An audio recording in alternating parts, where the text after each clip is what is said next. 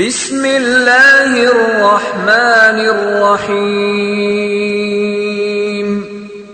وَلْتَكُن مِّنكُمْ أُمَّةٌ يَدْعُونَ إِلَى الْخَيْرِ وَيَأْمُرُونَ بِالْمَعْرُوفِ وَيَنْهَوْنَ عَنِ الْمُنكَرِ وَأُولَئِكَ هُمُ الْمُفْلِحُونَ.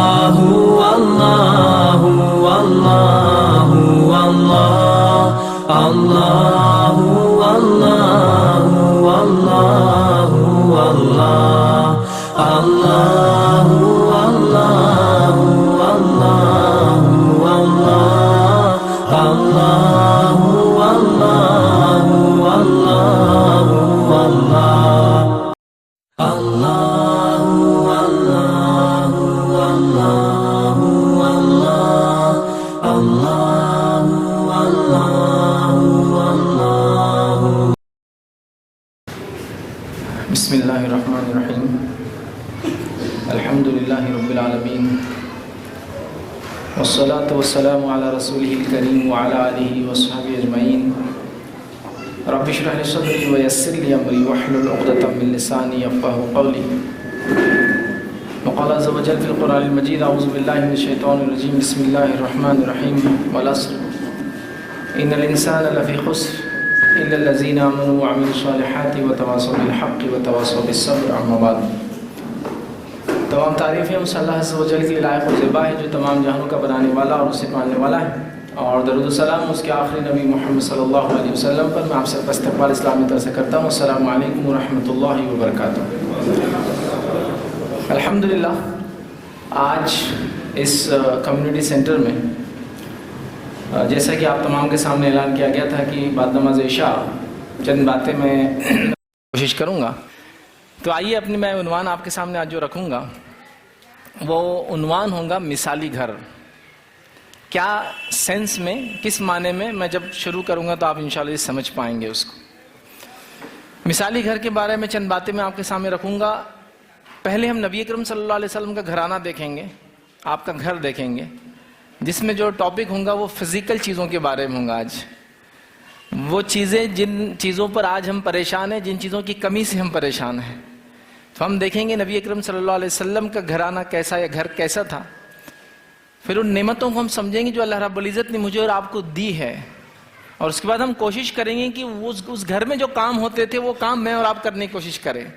تو اصل وہ گھر کیسا تھا، اصل نہیں کہ میں کس گھر میں رہتا ہوں، میری RCC کا گھر ہے، ٹین کا گھر ہے، یا میں مٹی کے گھر میں رہتا ہوں، یا میں ٹین کے شیڈ مطلب ٹین لگا کے گھر میں رہتا ہوں، یا پھر ہوتا ہے نا کچھ لوگوں کے گھر پلاسٹک کے بیچاروں کے ہوتے ہیں، یا ٹینٹ ڈال کے رہتے ہیں. تو وہ اصل نہیں ہے. گھر میں رہنے والے کیا کرتے ہیں وہ چیز اصل ہے. تو یہ نبی اکرم صلی اللہ علیہ وسلم کے گھرانے سے آپ کے سامنے رکھوں گا، جس کو میں نے ٹاپک دیا مثالی گھر کیسا ہو. ہماری ایک سوچے مثالی گھر کی، اور آئیے نبی اکرم صلی اللہ علیہ وسلم گھر دیکھتے ہیں، اور پھر ان نعمتوں کو دیکھتے ہیں اور ہم نے اس نعمتوں کو کیا فائدہ اٹھایا اس کو کمپیئر کرنے کی ہم کوشش کرتے ہیں. تو آئیے اپنے ٹاپک کی طرف بڑھتے ہیں کہ مثالی گھر کیسا ہو. نبی اکرم صلی اللہ علیہ وسلم کے گھرانے سے اس بات کو ہم شروع کرتے ہیں. اللہ کے رسول صلی اللہ علیہ وسلم کو یہ اختیار دیا گیا تھا، چوائس دی گئی تھی کہ آپ بادشاہ نبی بننا چاہتے ہیں یا اللہ کا عاجز بندہ بننا چاہتے ہیں. نبی اکرم صلی اللہ علیہ وسلم نے بادشاہ نبی بننا پسند نہیں کیا، اس کے مقابلے آپ نے عاجز بندہ بننا پسند کیا. حالانکہ بادشاہ نبی بھی گزرے ہیں، داؤد علیہ السلام ہے، سلیمان علیہ السلام ہے، اور دیگر انبیاء بھی رہے ہوں گے، لیکن آپ نے اللہ کا عاجز بندہ پسند کیا، بننا پسند کیا. ٹھیک ہے. اور یہ خود امت کے لیے ایک نمونہ ہے ہمارے لیے کہ نبی اکرم صلی اللہ علیہ وسلم کو ہم دیکھیں. چونکہ مالداری کے اندر تو مالدار سے مالدار لوگ ہوتے ہیں، لیکن یہاں جب آپ دیکھیں گے نبی اکرم صلی اللہ علیہ وسلم جس غربت میں زندگی گزاریں گے تو انشاءاللہ اللہ کی کسی نعمت پر ناز شکری ہم نہیں کریں گے، چاہے بڑے ہو چاہے بچے میری بات کو آج سن رہے ہوں. آئیے رسول اللہ صلی اللہ علیہ وسلم کا گھرانہ کیسا تھا؟ مکی زندگی کا میں نہیں، مدنی زندگی سے ہم اس کو معاملے کو لیں گے تو نبی اکرم صلی اللہ علیہ وسلم کے تعلق سے آتا ہے کہ مسجد نبوی کے پچھلے حصے میں قبلے کے اپوزٹ سائڈ نبی اکرم صلی اللہ علیہ وسلم کے حجرے بنے ہوئے تھے، جس میں آپ کی بیویاں رہتی تھی، اور جیسے جیسے آپ کے نکاح ہوتے گئے آپ کے حجرے بڑھتے گئے، مطلب وہ رومز تھے، ایک ایک روم تھا، اس کی تعداد بڑھتی گئی۔ روایتوں میں آتا ہے کہ آپ کے 9 یا 10 حجرے تھے، 9 میں بیویاں تھے، چونکہ آپ کی وفات کے بعد 9 بیویاں آپ کی حیات تھی، اور اس کے علاوہ ایک ایکسٹرا تھا، کچھ نے کہا وہ سائڈ میں تھا، اور کچھ علماء نے کہا کہ وہ ایک پہ دوسرا اوپر بنا ہوا تھا، ایک کے اوپر ایک تھا۔ تو ایسے آپ کی 9 حجرے یا 10 حجرے تھے ٹوٹل۔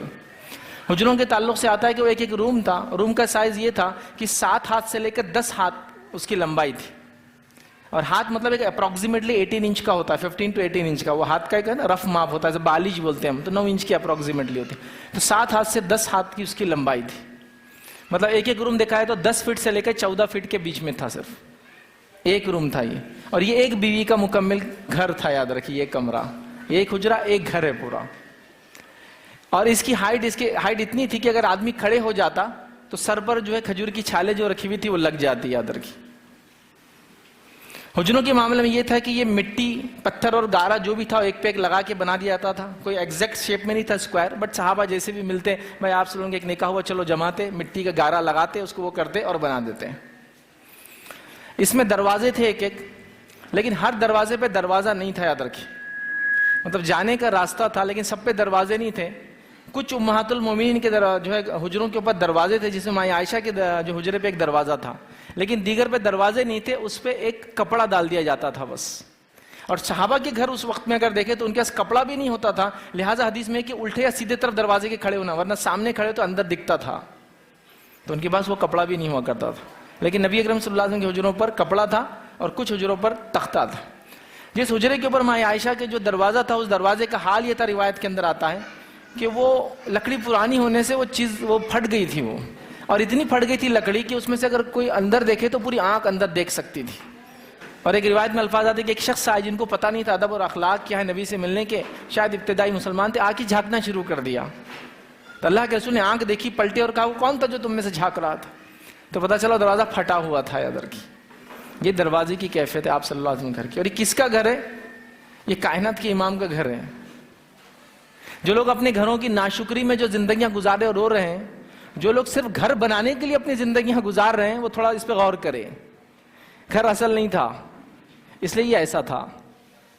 آج ہمارے لیے گھر اصل ہو گیا، شادی اصل ہو گئی، ہاں بچوں کے لیے گھومنا پھرنا اصل ہو گیا، کپڑے بیاہ اصل ہو گئے، تو ہم نے سب اس میں اپنی زندگی برباد کر دی، ویسا گھرانہ نہ بنا پائے جو مقصد تھا دنیا میں آنے کا۔ باقی تو سب چل جاتا، مٹی کے گھر میں جی کے آؤ یا بغیر گھر کے جی کے آؤ، رب کو راضی کر کے آؤ، جنت حاصل کرو، اور دنیا کے اندر پھر لگ جاؤ اور جنت کو چھوڑ دو ہاتھ سے۔ تو ہم لوگ ان لوگوں میں سے اللہ رحم کرے شامل ہو رہے ہیں جو دنیا کو جو ہے پانے کے لیے سب کچھ کر رہے ہیں اور ہم آخرت کو چھوڑ دے رہے ہیں۔ یاد رکھیں، مرد عورتیں سب ناشکری ہو چکے۔ یہ نبی اکرم صلی اللہ علیہ وسلم کائنات کے امام ہیں، اللہ کے سب سے محبوب شخصیت ہے، اور یہ آخری نبی ہے، اور ان کی حالات ہے یہ۔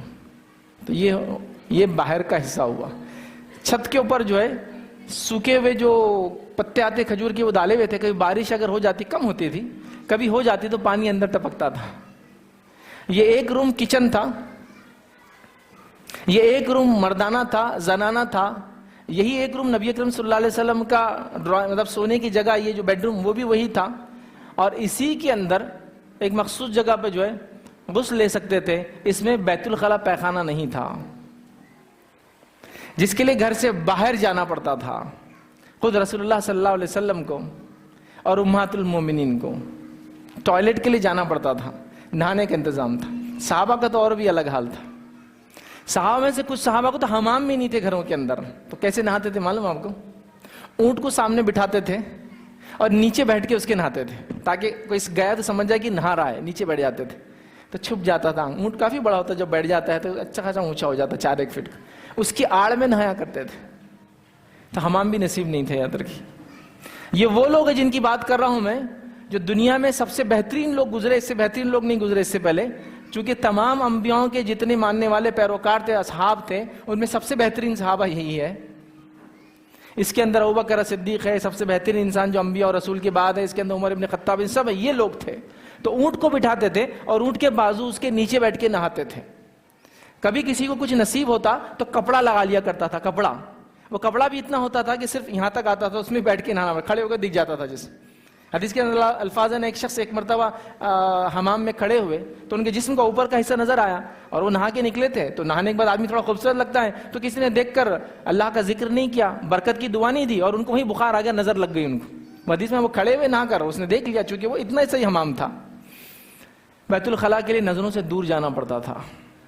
آپ میں سے کس کا گھر ہے، یا آپ میں سے کون میری بات کو جو سن رہا ہے جو بیت الخلاء کے لیے باہر جاتا گھر سے؟ مجھے بولیے ابھی کون سا شخص ہے جو میری بات کو سن رہا ہے جو ٹوائلٹ کے لیے گھر سے باہر جاتا ہے، اور کون سی عورت جو میری بات کو سن رہی ہے جو ناشکرے ہم ہو چکے اللہ کی نعمتوں کے، جو باہر جا کے ٹوائلٹ کر کے آتی ہیں؟ کوئی بھی نہیں میری بات کو سننے والا. اور انٹرنیٹ کے ذریعے جتنے لوگ سنیں گے اس میں سے کوئی بھی ٹوائلٹ کو باہر نہیں جاتا ہے. تو یہ نبی اکرم صلی اللہ علیہ وسلم کا گھر ہے، سب اس میں ہی ہے. کچن بھی بول دیا میں نے آپ کو، بیڈ روم بھی آ گیا، یہی سب کچھ ہے. ایک مرتبہ نبی اکرم صلی اللہ علیہ وسلم نے نکاح کیا. نکاح کرنے کے بعد لوگ اتنی دیر تک آپ کے حجرے کے اندر ہی بیٹھے رہے. ولیمے کی دعوت آپ نے دی تھی، اور ولیمے کی دعوت دی تو یہ امہات المومنین کیسے بیٹھ رہی معلوم آپ کو؟ جب کوئی گھر میں انٹر ہو جا رہا ہے ادھر چولہے کی طرف منہ کر کے بیٹھنا پڑتا تھا، پردے لگانے کو مال نہیں تھا اتنا. تو جب کوئی گھر میں آ جائے تو گھر کی خاتون کو اپنے آپ کو ڈھک کے چادر میں ادھر دیکھتے بیٹھنا پڑتا تھا پورا ٹائم. تو یہ ادھر دیکھتے بیٹھی تھی. یہ ولیمے کی رات تھی اور وہ لوگ لیٹ ہو گئے. تو اللہ رب العزت نے پھر ادب سکھایا ان لوگوں کو کہ نبی تو تکلف کرتے تم کو جانے کو کہنے میں، جب کام ہو جائے تو نکل جایا کرو، اپنی بات چیت مت کیا کرو نبی کے پاس.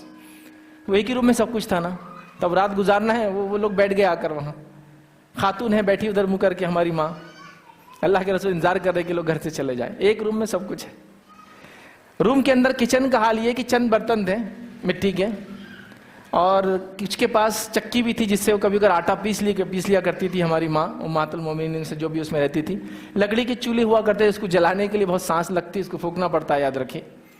ٹھیک ہے، یہ گھر کا حال تھا. سونے کے تعلق سے حال یہ تھا کہ چٹائی تھی سونے کی جو کھجور سے بنی ہوئی ہوتی تھی.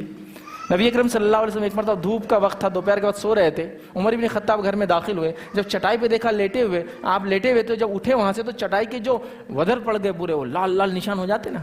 نبی اکرم صلی اللہ علیہ وسلم کا جسم مبارک سفید تھا، یاد رکھیں. بغل وغیرہ تو اور زیادہ سفیدی تھی، چمکتا تھا، اس کی سفیدی نظر آتی سجدے میں آپ جاتے تو. یہ پارٹ اب وہ کیوں دکھتا تھا یہ پارٹ نہ سجدے معلوم آپ کو؟ پورا کپڑا نہیں ہوتا تھا نا مکمل، تو آستین نہیں ہوتے تھے کپڑے کو، صرف اوپر کا حصہ ہوتا تھا. تو وداؤٹ سلیو جب آدمی سجدہ کرے گا تو ہاتھ کھلیں گے تو بغل کی سفیدی دکھتی تھی. اگر کپڑوں کی طرف آؤں گا اس کے بعد.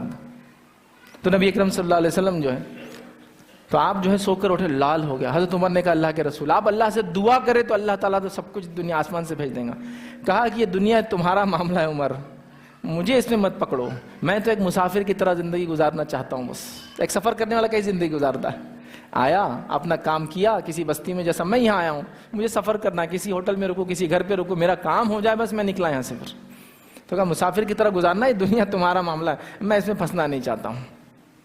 وہ لوگ جو اپنے گھر کی نعمتوں پہ ناشکری کر رہے ہیں نا، کچھ تو بچے اپنے والد کو کوس رہے کہ ابا نے یہ نہیں کیا. سبحان اللہ، اس سے اچھا تو گھر ہے تمہارا. اس بات کو تو یاد رکھو نعمت کے معاملے میں. نبی اکرم صلی اللہ علیہ وسلم کا ہی گھرانہ ہے. اس کے بعد آپ کے کپڑوں کے تعلق سے روایتوں کے اندر آتا ہے کہ آپ کے جو کپڑے تھے، ماں عائشہ کہتی ہے آپ نے کبھی بھی کپڑے پر کپڑا نہیں رکھا اپنی پوری زندگی میں، چونکہ ایک پہنتے تھے اور ایک دھلنے میں ہوتا تھا بس. جلد پر جلد نہیں لگی کبھی، کپڑے پر کپڑا نہیں رکھا گیا. ایک پہنتے تھے اور ایک دھونے میں جاتا تھا، ختم. اکثر کپڑوں کی حالت کیا تھی معلوم آپ کو؟ ایک کپڑا ہوتا تھا، اس کو بیچ میں سے موڑ دیا جاتا تھا، ایک سوراخ کر دیا جاتا تھا، اس کو سر پہ سے ڈال دیا جاتا تھا اور ادھر سے باندھ دیا جاتا تھا پکڑ کے. یہ تھے کپڑے. اسی لیے آستین وغیرہ نہیں ہوتی تھی، کھلے ہوتے تھے، جتنا آ گیا ادھر ڈھل گیا اتنا ڈھل گیا. تو یہ کپڑے تھے، آپ کے پاس کپڑے نہیں تھے. میں عائشہ فرماتی میرا نکاح ہوا تو مجھے کسی نے ایک زرد رنگ کا کپڑا، ریڈ کلر کا ایک کپڑا دیا تھا. میرے نکاح کے بعد عورتیں جن کے نکاح ہوتی ہیں بچیاں آتی تھی اور مجھ سے مانگ کے لے جاتی تھی کہ ہم کو بھی دے دو ہمارے نکاح کے لیے. پھر میں ان کو تحفے میں دیتی تھی، میں تحفہ نہیں مطلب ان کو دیتی تھی استعمال کو، وہ استعمال کر کے دوسرے دن واپس لا کے دیتی تھی کہ یہ کپڑا ہم نے استعمال کر لیا. مطلب لوگ مانگ کر کپڑے پہنتے تھے. کتنی نعمتیں ہمارے پاس ہے، صرف اندازہ لگائیے.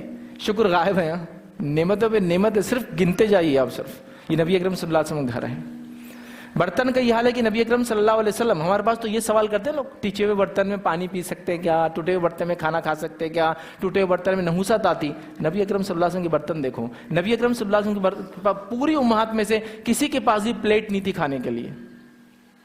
جس برتن میں کھانا بنتا اسی میں کھایا جاتا، پلیٹ کسی کے پاس نہیں تھا. حدیث میں آتا اللہ کے رسول نے پلیٹ کبھی زندگی میں استعمال نہیں کی. پلیٹ استعمال کرنا حرام نہیں ہے، تھی نہیں تو کہاں سے استعمال کریں گا آدمی. اور آپ کے پاس پانی کا ایک گلاس تھا، وہ بیچ میں سے ٹوٹ گیا تھا پورا. تو اللہ کے رسول نے اس کو ایسا جوڑا تھا، مطلب وہ گلاس وغیرہ ٹوٹے تو آپ دیکھیں نا ایسا دبائے تو ایگزیکٹ لگ جاتے ایک دوسرے کو، اور اس کو ایک تار باندھ دیا تھا آپ نے، وائر، اس سے آپ پانی پیتے تھے. آپ پوچھے ٹچے ہوئے برتن میں پانی پی سکتے کیا؟ یہ ٹوٹے ہوئے برتن کو ملا کر جوڑ کر پانی پیا جانا ہے. کیا سوال باقی رہا؟ ہم تو بولے ٹچے برتن تو نحوست آ رہی، ٹچے برتن تھے تو لڑکی کا رشتہ ریجیکٹ ہو جا رہا. بولے اخلاق نہیں، ٹچے برتن لا رہے ہیں. یہ حال ہے کہ برتن ٹوٹا ہوا ہے مکمل، پلیٹیں غائب ہے. ہمارے پاس تو ڈنر سیٹ کے لیے عورتوں کو دھا لیے شوہروں کا بیڑا غرق کر دے رہی ہوں کہ اس سال تو اتنے پیس کا ڈنر سیٹ لینا ہی ہے، ورنہ کیا جی کر فائدہ ہوا. یہاں نبی نے پلیٹ میں ہی نہیں کھانا کھایا. یہ ضرورتیں نہیں ہے زندگی کی، معلوم گزر جانا ہے بس. اس سے گزرنا اصل چیز ہے، پھنسنا نہیں ہے. اس میں پھنس گئے ہم لوگ اسی کے اندر. پلیٹیں وغیرہ تو نہیں تھی گھر میں، پانی کے اس کا حال بول دیا. کچھ امہات کے پاس پانی کی، ہر کسی کے پاس پانی کی تھیلی چمڑے کی ہوا کرتی تھی. اللہ کے رسول کا ایک کمرہ الگ بھی تھا ایک، جس میں آپ عصر سے مغرب رکا کرتے تھے. وہاں آپ کی بیویاں کبھی ملنے بھی آتی تھی آپ سے. یہ مطلب باری کس کی بھی ہو، یہ کمرے میں آپ ڈیلی رہتے تھے. وہاں ایک بچھانے کی چیز تھی، ایک تکیہ تھا. اس تکیے کی روایت میں الفاظ آتے ہیں اسی پہ بیٹھا جاتا تھا، اسی پہ سویا بھی جاتا تھا. مطلب اگر بیٹھنا تو اس تکیے کے لیے بیٹھ گئے، اس پہ اسی پہ سوتے تھے. عدی بن حاتم ایک مرتبہ نبی اکرم صلی اللہ علیہ وسلم کے پاس آیا اور ایک توریت کا نسخہ لایا. آپ نے اسی تکیے کو آگے کہا اس نسخے کو اس پہ رکھ دو. ہمارے پاس تو سونے کا تکیہ الگ ہے، بیٹھنے کا تکیہ الگ ہے، اس کا تکیہ الگ ہے، ٹیکے کا تکیہ الگ ہے، اس کا سائز الگ ہے، اس کی گولائی الگ ہے. گول تکیے کو پیچھے نہیں لے کے سامنے لے تو بھائی کیا بد اخلاق لوگ ہیں، ان کو تو سمجھتا بھی نہیں کون سا تکیہ کہاں استعمال کرنا چاہیے. یہاں ایک ہی تکیہ بیٹھا بھی جاتا ہے، رکھا بھی جاتا ہے. توریت کا نسخہ بھی اسی پہ رکھا گیا تھا، ایک ہی تکیہ. حدیث میں کہ عدی جب آئے تو اللہ کے رسول ان کو دیا تھا تو ایک بار بیٹھنا، آپ بیٹھیے، مطلب مہمان کا اکرام کیا اسی تکیے سے. ایک ہی تکیہ ہے. یہ اسپیشل روم کی بات ہو رہی ہے جس میں ایک وہ چٹائی، ایک تکیہ، ایک پانی کی تھیلی اور وہ ٹوٹا ہوا گلاس تھا اس کے اندر. کھانے پینے کے بارے میں بھی دیکھ لیتے تھوڑا سا. میں عائشہ فرماتی ہے کہ ہمارے گھر میں امہات میں سے کسی کے پاس چولہا جل گیا تو جل گیا، ورنہ چولہا نہیں جلتا. 2 مہینے چولہا نہیں جلتا. تو کسی نے سوال کر لیا پھر زندہ کیسے رہتے، کیا کھاتے پیتے؟ 2 منتھ تک چولہا نہیں جلیں گے تو کیسے رہیں گے؟ تو کہا انصار کے کچھ لوگ تھے جو پڑوس میں تھے، مطلب آپ صلی اللہ علیہ وسلم گھر کے حجروں کا قبلے کی طرف منہ ہے اور یہ بیک سائڈ میں گلی ہے، سمجھو ادھر کے لوگ ہیں جو پیٹ دونوں کی لگ رہی ہے ایک دوسرے کو. تو انہوں نے ہمیں کچھ بکریاں دے دی تھی آریتن. آریتن کا معنی کیا ہوتا ہے معلوم؟ جس کو تحفتاً چیز آپ کو دینی جاتی ہے، اس کا مالک نہیں بنایا جاتا، خالی استعمال کو دی جاتی ہے. تو انہوں نے آریتن بکریاں دی تھی جس کا دودھ ہم دو کر پی لیا کرتے تھے، اور کبھی کبھار کھجور آ جاتے تھے. چولہا نہیں جلا، لیکن کھانا بنانے کو، روٹی ڈالنے کے لیے چولہا جلتا ہے نا، وہ نہیں ہوا. کبھی دودھ پی لیا، کبھی کھجور کھا لیا. ہے آپ میں سے کوئی لوگ جو دودھ کھا کے زندگی گزار رہے، پی رہے ہیں، اور کھجور کھا کے؟ کتنی نعمتیں ہیں. میں اگر آپ کو صرف ایک سوال ابھی کروں یہاں بیٹھے بیٹھے کہ آج صبح سے کیا کیا کھائے، یقین جانی آپ میں سے لوگ آپ گن بھی نہیں پائیں گے ان نعمت، گن بھی نہیں پائیں گے اتنے کھانے کھائے صبح سے. آپ نے گن نہیں سکتے آپ. اصل مقصد بھول گئے، انہی سب چیزوں میں ہم لگ گئے، معلوم آپ کو. تو یہ آپ کے کھانے کا حال تھا. اور صحابہ کے بھی گھرانے کچھ ایسے ہی تھے، لیکن ابھی مقصد صحابہ کے گھرانے بتانا نہیں ہے تو میں ادھر آپ کو نہیں لے جا رہا ہوں. تو بستر کا یہ حال، ٹوائلٹ کا یہ حال، کپڑوں کا یہ حال، سہولتیں کچھ موجود نہیں ایک طرح سے دیکھا جائے اس گھر کے اندر. اور وہ زندگی گزار رہے ہیں خوشی کے ساتھ، چونکہ وہ اپنے مقصد کو جانتے ہیں. وہ جانتے دنیا میں وہ کیوں پیدا کیے گئے ہیں، یہاں اللہ رب العزت نے کیوں بھیجا ہے، اس مقصد رہے ہیں. یہ چیزیں نہیں ہیں لیکن ان کے پاس. یہ گھرانے کو میں نے کیوں بتایا آپ کو، یہ گھر اور اس کی حالت میں نے اس لیے بتایا کہ اب اللہ کا شکر ادا کرے اور وہ کام کرے جس کے لیے آئے ہیں. اس پہ نہ روتے بیٹھے کہ یہ نہیں ملا اور وہ نہیں ملا. اگر آپ رو رہے ہیں اس چیز کے لیے کہ میرے پاس جوتا نہیں ہے جو میں اچھا پہننا چاہ رہا ہوں، تو آپ اس کو دیکھو جس کو پیر نہیں ہے، قدم پیر ہی نہیں ہے، اس کو تو آپ شکر کریں گے کہ میرے کو پیر تو ہے یار، اس کو تو پیر بھی نہیں ہے، کیا جوتا بھی نہیں پہن سکتا ہوں. کئی بچے ہیں، بچیاں ناراض ہوتی والدین پر، کیا کیا ابا نے، عید آگے کچھ نہیں لائے. تم اسی میں زندگی گزار دو گے. یہ بات تم کو ابھی نہیں سمجھیں گی نوجوانوں، لیکن جب تم بڑے ہو جاؤ گے اور اللہ نہ کرے تمہارے بچے تم سے سوال کریں گے تو تم یقین جانو جواب بھی نہیں دے پاؤں گے. اس لیے کہ آدمی کیا جواب دے. چونکہ کچھ والدین کو تو میں نے ایسے دیکھا ہے، چونکہ ہم لوگوں کی زندگی غربت میں گزری ابتدائی دور، تو کچھ والدین کو تو میں نے ایسے بھی دیکھا ہوں کہ مٹھائی کی دکان کے پاس جاتے تو بچوں کو ادھر منہ کرنے لگاتے، چونکہ ادھر دیکھ لیں گے تو ایک پرابلم ہو جائیں گی. پوچھ لیا، مانگ لیا تو لانے کی طاقت بھی طاقت بھی تو ہونا چاہیے، وہ بھی نہیں ہے. تو وہ گھر والوں نے اچیو کر لیا تھا ایم. ہم اچیو کر رہے سب دنیا، یہ چاہیے وہ چاہیے، کمپلینس چاہیے، والد کے خلاف، والدہ کے خلاف، فلاں کے خلاف، پڑوسی کے خلاف، اڑوسی کے خلاف. دین پہ کیوں نہیں چل رہے تو کہاں سے چلیں گے؟ غربت کی زندگی میں کون دین پہ چل سکتا ہے؟ اس سے زیادہ کوئی غریب ہو سکتا ہے اور ان سے زیادہ کوئی دیندار ہو سکتا ہے؟ اسی لیے میں نمونہ لے رہا ہوں. لوگ اپنی غربت پہ نہ روئے، سہولت کی کمی بھی نہ رہے. دین پہ چلنے کے لیے یہ سب چیزیں نہیں لگتی ہے. جو لگتی وہ اس گھرانے کے پاس تھی, جو نہیں لگتی وہ انہوں نے چھوڑ دی اس کو, وہ آپشنل میں چھوڑ دیا اس کو کہ کپڑے کم ہیں کوئی مسئلہ نہیں, پلیٹیں نہیں ہے کوئی مسئلہ نہیں, کھانے کو نہیں کوئی مسئلہ نہیں, پینے کو نہیں کوئی مسئلہ نہیں, یہ نہیں ہے وہ نہیں ہے, سہولت نہیں, بیت الخلاء کو تک رات میں اٹھ کے جاؤ کوئی مسئلہ نہیں ہے. لیکن جو اصل چیز تھی ان کے پاس تھی, اسی کے لیے ہم دنیا میں بھیجے کہ وما خلقت الجن والانس الا لیعبدون, کہ اللہ نے انسانوں اور جنوں کو یا جنوں کو اور انسانوں کو صرف اپنی عبادت کے لیے پیدا کیا. وہ انہوں نے اچیو کر لیا.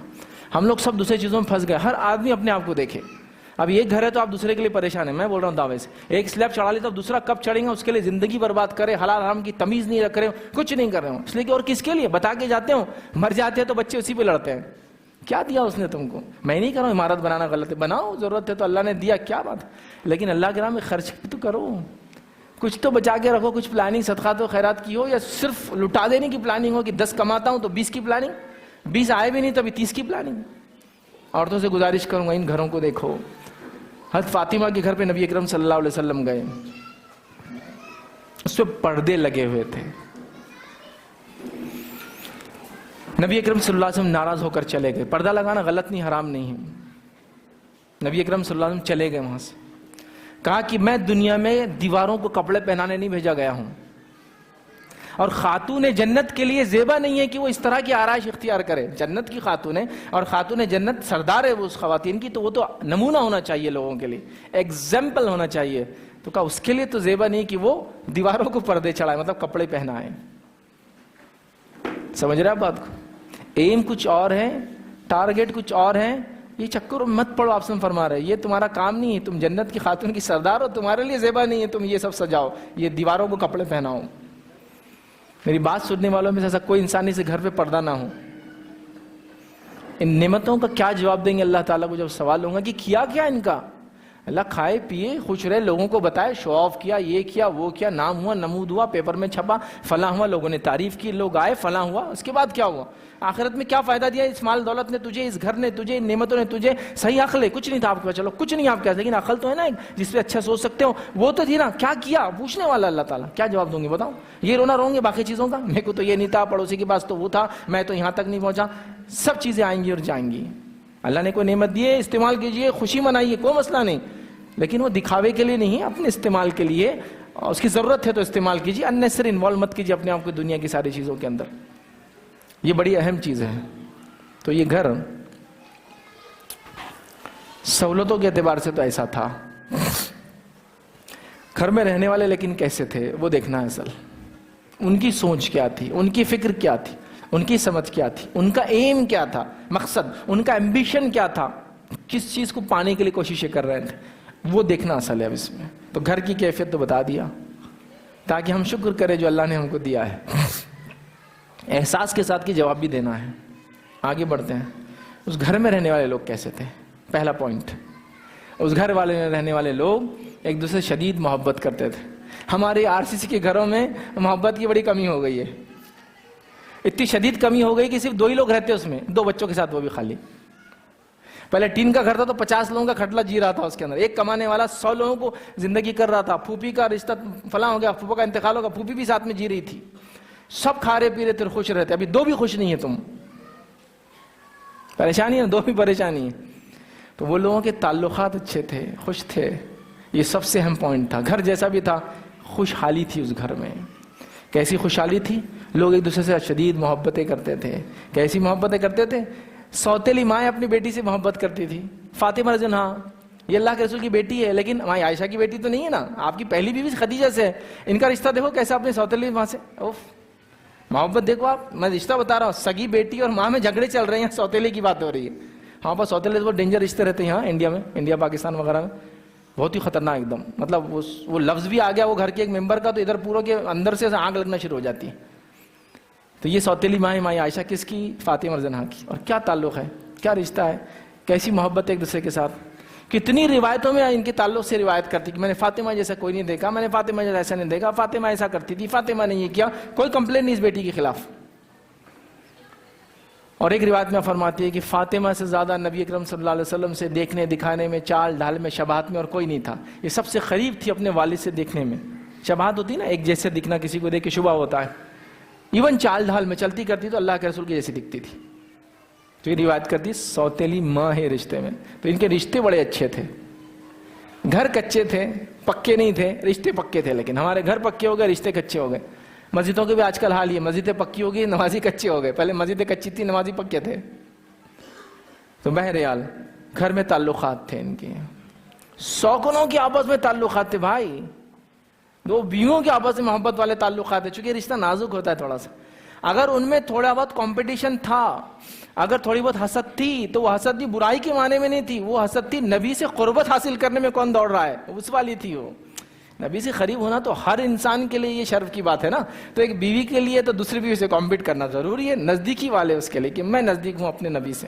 شوہر بھی ہے لیکن نبی بھی ہے, تو میں نزدیک ہونا چاہتی ہوں, میں نزدیک ہونا چاہتی ہوں. تو وہ کمپٹیشن میں کئی بار تھوڑا معاملہ آگے پیچھے ہوتا تھا, لیکن وہ کبھی بھی لڑائی جھگڑا تو میں گھر الگ کر لو, فلاں الگ ہو جاؤ, بستی الگ کر لو, شہر چھوڑ دو, ڈپریشن, انگزائٹی, ذہنی بیماریاں, فلاں یہ وہ, بی پی, شوگر نہیں ہو رہا تھا ان کو. اس سے تعلقات تھے ان کے.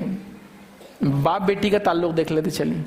نبی اکرم صلی اللہ علیہ وسلم تعلق سے ماں عائشہ فرماتی ہے, جب فاطمہ گھر میں آتی اللہ کے رسول صلی اللہ علیہ وسلم کی, تو اللہ کے رسول صلی اللہ علیہ وسلم نے بیٹی کو ویلکم کرتے, استقبال کرتے, سلام کر کے سر پہ بوسہ لیتے, فور ہیڈ پر, اور سیدھے الٹے طرف بٹھا لیتے, آؤ بیٹھو بیٹی. کیا ہے کسی کا تعلق اپنے بچوں سے ایسا؟ بیٹی کو پوری زندگی صرف کوستے ہو تم, پرایا دھن ہے, پرایا دھن ہے, پرایا دھن ہے. نبی اکرم صلی اللہ علیہ وسلم کی محبت دیکھو. آپ کو بیٹے نہیں تھے, مطلب بچپن میں انتقال کر گئے, تو میں ان کے واقعات نہیں سنا سکتا ہوں آپ کو زیادہ, لیکن یہ بیٹی ہے. بیٹی سے ایسے ہوں گے تو ظاہر سی بات ہے کیسے سب سے تعلقات آپ کے ایسے. تو آپ بڑے محبت کرنے والے, آپس میں محبت والا گھرانہ تھا. آج گھر پکے ہو گئے, رشتے کچے ہو گئے, رشتے ختم ہو گئے, رشتے برباد ہو گئے, رشتے دشمنیوں میں تبدیل ہو گئے, محبتیں دشمنیوں میں تبدیل ہو گئی, الفت میں نہیں ہوئی, آگے نہیں بڑھی. تو کیا حاصل کیا آپ نے بتاؤ یہ پکے گھروں کے ساتھ اور سب نعمتوں کے ساتھ؟ اچیومنٹ میرا اور آپ کا یہ ہوگا کہ ہمارے گھرانے چاہے جیسے بھی ہو, رشتے, تعلقات, دینداری, یہ اصل تھی, یاد رکھے, جو اس گھر میں تھی. چونکہ سب سے پہلے یہ خراب ہے ہمارے گھروں میں, بھائی بھائی کے ساتھ رہ رہا اور صرف انتظار کر رہا کہ اس کی موت کی خبر کب آ جاتی کہ تو پورا مجھے مل جاتا, یہ گھر سے دفع ہو جاتا تو میں سکون میں رہوں گا. بہنیں بہنوں سے پریشان ہیں, ماں باپ ایک دوسرے سے پریشان ہیں, شوہر بیوی سے اور بیوی شوہر سے پریشان ہے. یہ بات تو میں نے بچوں کو تک کہتے ہوئے سنا کبھی بار کہ اللہ ہمارے والد میں مغفرت کرے, اچھا ہوا انتقال ہو گیا, ماں 25 سال تکلیف میں جی میرے باپ کے ساتھ.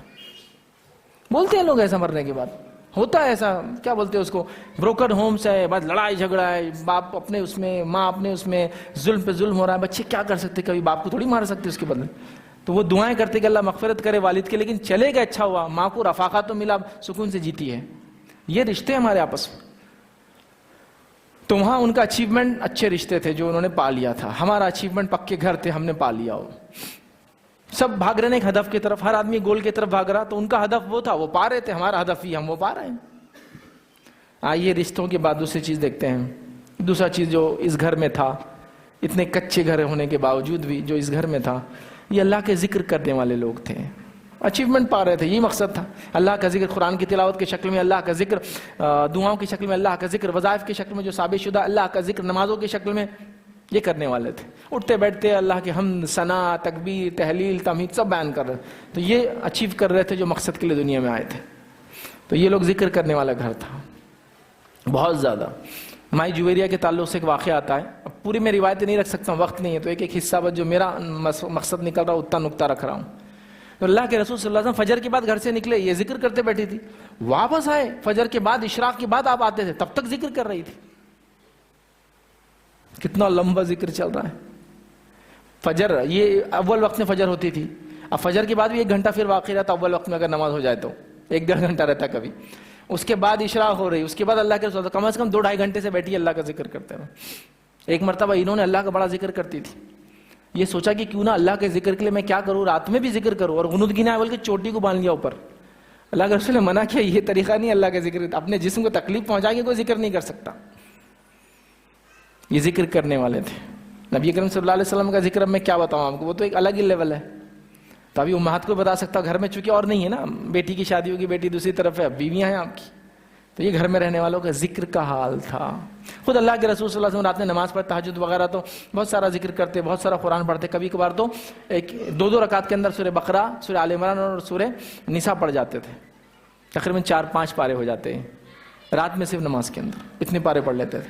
تو آپ کا تو نیکسٹ لیول کا ذکر تھا. کوئی بولیں گا ٹھیک ہے نبی تھے, لیکن میں اب اس لیے امہات کی مثالیں دے رہا ہوں. تو یہ ذکر کرنے والی خواتین تھی, بہت ذکر کرتی تھی اللہ تعالیٰ کا.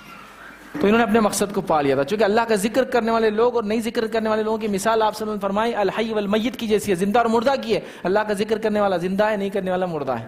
اب آپ دیکھو گھروں میں جیتے جاگتے مردے تو نہیں بن گئے ہم سے تو سلام بھی نہیں ہو رہا.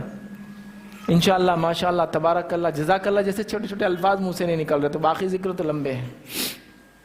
یقین جانو میرا مقصد کسی کو بھی رسوا کرنا نہیں ہے, لیکن اپنے دل پہ ہاتھ رکھ کے بولو کہ کتنے ایسے لوگ ہیں جنہوں نے پچھلے رمضان ہی قرآن سنا تھا, خالی پڑھا تو اس کے بعد سے اب تک نہیں ہے. اب رمضان آ جانے والے تھے 1 مہینہ بعد, اور سنا تھا پچھلے رمضان اور نماز واز پڑھے تو سن لیا ہوں گا, لیکن پڑھا نہیں اب تک اس کے بعد سے. اب شاید رمضان میں پڑھ لیں گے تھوڑا سا. صرف سوچو, اپنے کسی کو دیکھنے کی ضرورت نہیں تو نے پڑھا کیا میں نے, اپنا سب محاسبہ کریں. پڑھ رہے ہیں کہ اللہ کا ذکر میں سب سے افضل قرآن, پھر نماز, یہ سب چیزیں آئیں گی نا. کہاں غائب ہے؟ نہیں. چھوٹی چھوٹی چیزیں غائب ہے تو بڑے بڑے کام کہاں ہو رہے ہوں گے. ہاں کوئی مر گیا تو انتظار کرتے پڑھ لیں گے تب. ہاں کوئی جھگڑا وگڑا ہو گیا تو قرآن قسم کے لیے آ جاتا ہے. کبھی کبھار رشتہ وغیرہ چل رہا تو اللہ سے بہت دعائیں کر رہے تو چلو قرآن کی تلاوت کر لیں گے تو اللہ رحم کر دیں گا بول کے کر لیتے ہیں. لیکن وہ جو اس سے محبت کے ساتھ کہ اللہ کی کتاب مجھے پڑھنا چاہیے, تو یہ گھرانہ ذکر کرتا تھا. اس کے بنسبت ہم لوگ کیا کرتے ہیں معلوم آپ کو, ذکر کے خلاف جتنی چیزیں ہیں وہ سب سن رہے ہیں ہم. کیا ہے, میں کیا گنواؤں آپ کو. ٹی وی تو موجود ہوں گا ہی آپ کے پاس. ٹی وی کا ہو نا, کوئی حرام حلال کا مسئلہ نہیں ہے, ٹھیک ہے, لیکن کیا دیکھتے ہیں اس میں تو مسئلہ ہے نا حرام حلال کا. تو اللہ کے ذکر کے خلاف گانے بجانے, سیریلز, ویب سیریز, OTTs اور امک ڈھمک فلاں سیزنز, اس کا 1 سیزن, اس کا 2 سیزن, اس کا 3 سیزن, یہ فلم وہ فلم کا پارٹ 1 پارٹ 2, اس کا یہ, اس کا سیکوئل, اس کا فلاں, یہ سب دیکھا جا رہا ہے, یہ سب سنا جا رہا ہے کانوں سے. ذکر تو دور, شیطان کو ہم نے لا لیا. پھر ہینڈ سیٹس, اسمارٹ فون نے کیا کر دیا وہ آپ ہی دیکھیں, آپ ہی احتساب کر لیں, آپ ہی اپنے آپ کو گواہ بنا لو, آپ ہی اپنے آپ کو جج بنا لو کیا کیا آپ نے. تو یہ ذکر کرنے والا گھرانہ تھا, یہ انہوں نے پا لیا تھا. تو گھر کی سہولتوں کے اعتبار سے تو کچھ نہیں تھا, لیکن اللہ کو راضی کرنے کے لیے بہت ذخیرہ تھا ان لوگوں کے پاس. تیسری چیز اس گھر میں جو تھی, یہ گھر تعلیم یافتہ گھر تھا. جہالت کو یہ گھر پسند نہیں کرتا تھا, ذرہ برابر بھی جہالت اس گھر میں نظر نہیں آتی تھی. یہ دین میں بھی آگے تھا, یہ دنیا میں بھی آگے تھا. اب اس سے آگے تو کوئی گھرانہ ہی نہیں ہے, تو مثالی گھرانہ ہے نا. دین میں تو سب سے آگے, دنیا میں بھی آگے تھا. نبی اکرم صلی اللہ علیہ وسلم کا نکاح ماں عائشہ سے. روایت میں آتا ہے کہ عائشہ فرماتی کہ ایک فاطمہ نام کی خاتون تھی, تو نبی اکرم صلی اللہ علیہ وسلم نے اس خاتون کو میرے لیے اپوائنٹ کر دیا کہ مجھے آ کے لکھنا سکھائے, چونکہ میں لکھنا نہیں جانتی تھی. اس کا مطلب یہ نہیں کہ عربی نہیں جانتی تھی, بہت اچھی عربی جانتی تھی, لکھنا نہیں, چونکہ عربوں میں لکھنے کا چلن نہیں تھا. تو اللہ کے رسول اپنے بیوی کو نکاح کے بعد لکھنا سکھایا. یہ گھر تعلیم میں پیچھے نہیں رہتا تھا, یہ گھر ہر فن اور ہر چیز سے مہارت رکھتا تھا اور ہر چیز میں وہ کرتا تھا. نبی اکرم صلی اللہ علیہ وسلم مدینے میں آئے, لوگوں کو دیکھا وہ جھاڑ پہ کچھ تو بھی ڈیزائن بناتے ہیں. آپ نے کہا یہ مت بناؤں, فصلیں کم ہوئی. صحابہ کا اللہ کے رسول فصلیں کم ہوئی, ہم ڈیزائن کیوں بناتے ہیں, اسے انسیکٹس اٹریکٹ ہو کے پالینیشن ہوتا ہے. پالینیشن اس کا دانہ مذکر کا مؤنث میل فیمیل جھاڑ بھی ہوتے ہیں, تو پھر وہ کھجور آتی ہے. اب آپ نے بولا ڈیزائن مت بناؤ, تو کیڑے اٹریکٹ نہیں ہوئے, تو پھر نہیں ہوا. تو کہا یہ تو دنیا کا معاملہ ہے, تم بہتر جانتے, جو کر رہے تھے کرتے رہو. تو پتہ چلا آپ نے پروموٹ کر دیا کہ ایگریکلچر میں جو نافع چیزیں حاصل کرتے رہو, جاؤ اس میں میرے لیے مت رکو. چونکہ اللہ کے رسول نے جو منع کیا تھا اس کی وجہ یہ تھی کہ ان کو لگا کچھ عقیدے سے بناتے ہیں. پتہ چل گیا عقیدہ نہیں ہے پیچھے, سائنس ہے اس کے پیچھے, ٹیکنالوجی تو کا استعمال کرو. تو یہ گھرانہ تعلیم میں آگے تھا. نبی اکرم صلی اللہ علیہ وسلم کے پاس جو ہے ایک صحابی آیا اور کہا اللہ کے رسول صلی اللہ علیہ وسلم, یہ جو بادشاہ وغیرہ ہوتے ہیں نا, جب خطوط لکھتے ہیں نا تو مہر نہیں ہوئی تو یہ ایکسیپٹ نہیں کرتے, تو کیوں نہ مہر بنا لیں. تو آپ نے کہا بالکل بنا لو. تو آپ کے لیے ایک چاندی کی انگوٹھی جس میں ایک حبشی نگینہ, ایتھوپین بلیک کلر کا اس میں نگینہ تھا. بہت سے لوگ بولتے ہیں نبی اکرم صلی اللہ علیہ وسلم عقیق پہنتے تھے, آپ نے عقیق کبھی نہیں پہنا. حبشی نگینہ تھا اس میں بلیک کلر کا, اور اس کے اوپر انگریو کیا ہوا تھا اندر محمد رسول اللہ صلی اللہ علیہ وسلم. آپ کو بنا کے دے دیا. پھر آپ اس کو جب بھی خط لکھتے تو اتار کے دیتے, اس پہ مہر وہ ہوتا نا, موم پگھلاتے پھر دبا دیتے اس کو, وہ کرتے تھے. تو مینوفیکچرنگ کی اجازت دے دی آپ نے, جاؤ بناؤ, اچھی چیزیں بناؤ, کیا مسئلہ ہے, انگوٹھی بناؤ, ہوگا مینوفیکچرنگ ہوا نا کوئی چیز کو بنانا. آپ صلی اللہ علیہ وسلم سے گزارش کی گئی کہ اللہ کے رسول جو یہ لوگ ہیں ان کو ہم خط لکھتے ہیں, تو کیوں نہ یہود نصارہ کو ان کو عبرانی اور سوریانی میں خط لکھا جائے تاکہ ان کو اور آسانی ہو. تو آپ نے کہا لکھو. 1 مہینے میں ایک صحابی نے جامع ترمذی کی روایت اتنا سیکھ لیا کہ خط لکھ سکتے تھے اس کے اندر, اور خط لکھنے لگے. لینگویجز کا نالج گین کرو, جاؤ. تو یہ گھرانہ دنیا میں آگے تھا, دین میں تو آگے تھا, مثالی تھا, دنیا بھی پیچھے نہیں چھوڑا. آج اپنے علم کا حال دیکھ لو اب کیا ہے. بچوں کی تعلیم کا حال دیکھو, 10ویں تک آتے اپنا نام صحیح سے نہیں لکھ سکتے. انگلش میڈیم سے 2 الفاظ بول نہیں سکتے، کیا پڑھا رہے ہو 10 سال؟ پھر کیا نالج گین کیا انہوں نے 10 ایئرس کے اندر، 12 ایئرس اور 14 ایئرس کے اندر؟ Empty handed and empty minded school اور کالج میں جا رہے ہیں، خالی ہاتھ اور خالی ذہن جا رہے ہیں، اور ایمٹی ہینڈڈ ایمٹی مائنڈ 8 گھنٹے بعد نکل کے آتے ہیں، کچھ نہیں، کالج میں مٹر گشتی اور اسکول میں سو رہے ہیں بس۔ مجھے تعجب بھی ہوتا کبھی کبھی، برا مت لگنے دیجیے، جو لوگ رات میں 1-1 2-2 بجے تک جاگتے ہیں، ان کے بچے صبح اٹھ کے 7 بجے اسکول جا بھی کیسے سکتے ہیں اور پڑھ بھی کیسے سکتے ہو؟ نیند میں جاتے ہوں گے، نیند میں پڑھ کے بریک لے کے آتے ہوں گے اور ظہر کے بعد سوتے ہوں گے، پھر کیسا ہوں گا؟ تعلیم کے لیے صبح کا اٹھنا اور صبح پڑھنا ضروری ہوتا ہے، جتنے مذاہب ہیں اس میں بھی، اور یہ تجزیہ بھی ہے، ایکسپیریمنٹڈ چیز ہے کہ حفظ جو بچے کرتے ہیں اس میں بالکل تجزیہ ہے کہ صبح جو یاد ہوتا ہے وہ دن میں نہیں ہوتا ہے۔ ہم لوگ تو دن میں تو سونے میں، مطلب وہ جو ابتدائی دور صبح کا جو آپ کی تہجد سے لے کر فجر کے بعد تک ہے، وہ تو ہمارا ٹائم کب کہاں گزرتا ہے ہم کو خود نہیں پتا۔ رات میں 3 بجے سو کے تو 9 بجے میں اٹھتا ہوں، کیسے ہوں گا؟ تو یہ گھرانہ تعلیم میں آگے تھا، عمارتیں نہیں بنائی تھی انہوں نے علم کی وراثتیں چھوڑ کر گئے، دنیا کو سکھا دیا علم فن کے اصول کیا ہے۔ چوتھی خصوصیت اس گھرانے کی تھی، یہ گھرانہ فضول خرچی نہیں کرتا تھا۔ اب میں نے بتا دیا گھر ہی کیسا تھا، تو فضول خرچی کا چانس ہی کہاں رہا اس کے اندر؟ فضول خرچی نہیں کرتا تھا، لیکن ایسا خرچ کرتا تھا جس کی کوئی انتہا نہیں۔ کہاں؟ بجا خرچ کرتا تھا، فضول نہیں۔ گھر پر تو دیکھ لینا آپ نے، لیکن کہاں خرچ کرتا تھا؟ ایسا خرچ کرتا تھا، نمونہ ہے۔ میں عائشہ کے پاس ایک مرتبہ 80,000 درہم چاندی کے سکے کسی نے لا کے اپنی ماں کو تحفے میں دیا، شاید عبد الرحمن ابن عوف رضی اللہ عنہ، وہ بہت تحفے تحائف دیتے تھے امہات المومنین کو، دے دیا۔ غلام کو بلایا، باندی جو تھی، اس کو دے دو، اس کو صدقہ کرو، اس کو دے کے آؤ، اس کو دے کے آؤ، اس کو دے کے آؤ۔ 80,000 دیا۔ شام ہو گئی، افطار کا وقت آیا تو کہا افطار لاؤ، روزے سے تھی، نفل روزہ تھا، تو افطار میں کیا لاؤں؟ کچھ بھی نہیں ہے۔ تو کہا 80,000 درہم آئے تھے نا، تو کہا آپ نے تو اس کو دو، اس کو دو، اس کو دو، پورا ختم کر دیا۔ تو کہا پورے 80,000 خرچ ہو گئے؟ تو کہاں ہو گئے؟ تو کہا ٹھیک ہے کوئی بات نہیں، اگلی بار آئے تو تھوڑے سے بچا کے رکھ لینا، پھر چلو ٹھیک ہے۔ ابھی چلے گئے۔ صبح بھوکے تھے، شام بھی بھوکے تھے، کتنا خرچ کیا؟ 80,000 چاندی کے سکے خرچ کیے بغیر سوچے سمجھے، چونکہ معلوم تھا ریئل اکاؤنٹ میں ڈپازٹ ہو گئے جا کر۔ ابھی ہم کو تو نعوذ باللہ یقین ہی نہیں، پتہ نہیں جا رہے نہیں جا رہے، تو ہم دینا بھی نہیں چاہ رہے۔ جب یقین ہے کہ انویسٹمنٹ کا بینیفٹ ملے گا تو آدمی کہاں لگا رہا، اسٹاک مارکیٹ میں لگا کے ڈوبنے کے بعد شرمندگی سے بولتا بھی نہیں ہو کتنا ڈوب گیا، یہی سوچ کے کہ نا زیادہ ملے گا، لیکن یہاں انویسٹمنٹ نہیں کر رہا۔ یہ گھرانہ انویسٹمنٹ کرتا تھا رائٹ جگہ، وہاں کر رہا۔ فضل خرچی تو نام کی نہیں، رائٹ کائنڈ آف انویسٹمنٹ۔ آپ نے ایک جانور ذبح کیا ماں عائشہ کے گھر میں، تحفے میں آیا تھا، کہا اس کو دے کے آؤ، اس کو دے کے آؤ، اس کو دے کے آؤ، اس کو دے کے آؤ۔ ماں عائشہ نے کہا اللہ کے رسول بس اتنا بچ گیا ہے، تو کہا اتنا نہیں، وہ بچا ہے جو وہاں ہے، یہ تو باقی رہے گا، اصل وہ باقی ہے، جو گیا ہے وہ بچا ہے، وہ بچ گیا پورا، صدقہ گیا تھا نا۔ یہ جو ہے یہ تو یہ نہیں اپنے استعمال میں آیا نا، وہ جو گیا وہ بچ گیا، یہ نہیں بچا، وہ بچا۔ تو وہ لوگ بہت خرچ کرتے تھے، فضول خرچی نہیں کرتے تھے، صحیح جگہ خرچ کرتے تھے۔ ایک مرتبہ ابو ایوب انصاری رضی اللہ عنہ پریشان ہو گئے، ان کی بیوی نے پوچھا کیوں پریشان ہو، اتنے بیٹھے ہوں؟ تو کہا یہ مال و دولت سے پریشان ہو جاتا ہوں۔ تو کہا جاؤ پھر خرچ کرو، پھر جاؤ، مال و دولت پریشان کر رہی نا، خرچ کر کے آ جاؤ۔ خرچ کر کے آ گئے۔ اب بیوی نے جب آئے تو کہا کتنا خرچ کیا؟ تو کہا 32,000 درہم خرچ کیا آج، صدقہ کیا اللہ کا۔ کہا اچھا کس کو دیا؟ پوچھتی نا بیویاں۔ تو کہا رشتہ دار کو دیا۔ تو کہا یہ تو اور اچھا کیا، ایک تو خرچ کیا اچھا کیا، رشتہ داروں کو دیا بہت اچھا کیا۔ ہمارے پاس کوئی ہوں گی تو کیا کہیں گی عورت؟ خرچ تو تم نے کرنا ہی نہیں چونکہ میرے ابھی اتنے کام باقی ہے، اور رشتہ داروں کو تو کبھی بھی نہیں دینا، باقی کس کو بھی دیے چلتا۔ رشتہ داروں کو دیا گیا صدقہ افضل ہے نا دیگر کو دینے سے۔ تو دیکھیے یہ عورت، یہ بھی تو ایک عورت ہے نا، اس کا دل بھی چاہتا، لیکن اس کو پتا ہے انویسٹ ہو گئے۔ بیوی اگر روک دیتی تو انویسٹمنٹ نہیں کرتا شوہر آخرت کے لیے، خرچ صدقہ نہیں کرتا، تو ظاہر سی بات اب ان کو بھی تو اجر ملیں گا ہی نا۔ تو یہ گھرانہ فضول خرچی نہیں کرتا تھا، صحیح جگہ پیسہ خرچ کرتا، انویسٹ کرتا تھا۔ اب اللہ نے ہم کو نعمت دی، ہم کیا کریں بتائیے؟ آپ کی انکم ہے 100 روپیہ مہینہ، بڑھ کے اب بڑھنے والی 10 روپے 110 ہونے والی ہے، تو پہلے سے پلاننگ ہے پورے 110 کیسے خرچ کرنا ہے۔ اس میں صدقے کا تو کوئی حصہ ہی نہیں جس کو بچا کے رکھنا۔ ارے اللہ رحم کرے، زکوٰۃ بھی نہیں دے رہے لوگ، تو صدقہ تو اس کے بعد آئیں گا۔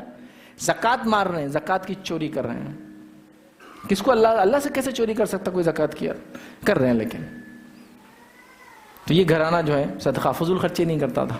ہمارے فضول خرچی کا عالم کیا ہے میں آپ کو کیا بتاؤں میں آپ کو؟ اتنا پیسہ فضول خرچی جس کی کوئی انتہا نہیں.